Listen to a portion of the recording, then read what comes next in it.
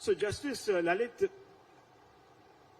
Kiran Rijiju, the present Law Minister, has also made this point about certain degree of exceptionalism to the universal rule, so to speak. On that, I would like you to elaborate, obviously. And also, would you welcome it? Obviously, you're not in office right now. But theoretically, if the centre were to decide to file a petition against the NJAC judgment, do you think, if you were still there, would you have been open to hearing it? Would you have accepted it as a bona fide attempt at trying to revisit the entire issue? See, very recently, a petition came up before the bench presided over by the present Chief Justice. And the Supreme Court has shown willingness to consider or revisit, at least on paper, to see whether the NJAC judgment itself requires rehaul or recall.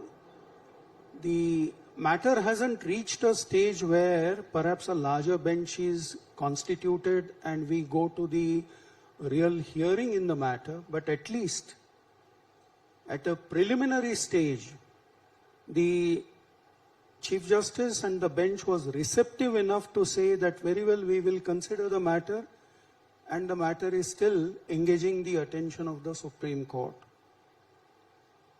So I take it as willingness.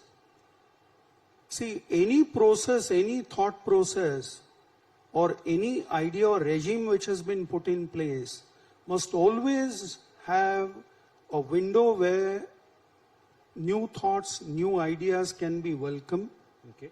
And at the same time, in case there be any course correction which is required to be made, there must be enough inclination to indulge in this course correction.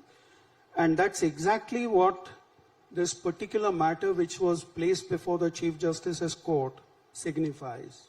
And on part A, the fact that the executive can't have any role, even though internationally that is the case? See, you are right. In many jurisdictions, the judges of the Superior Court are appointed by the Parliament and the executive. Ours is a very unique idea where the judges appoint their own successors. No, but in principle, sir, do you think a closed system such as this, which stands out like an island of exception, can be perpetuated in a democracy that demands constant transparency? See, that's exactly why what was found was since 1991-93 onwards, till about 2015, as Mr. Salve indicated, the expression consultation appearing in Constitution was elevated to the level of concurrence. And on that basis, we had this collegium system.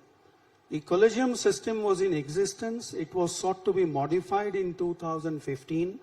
Even that attempt was not accepted by the Supreme Court, the Constitution bench. So therefore, as of now, we are working under this system, which is the collegium system. If there be any areas, any wrinkles which need to be ironed, the court will certainly consider as and when the occasion comes up.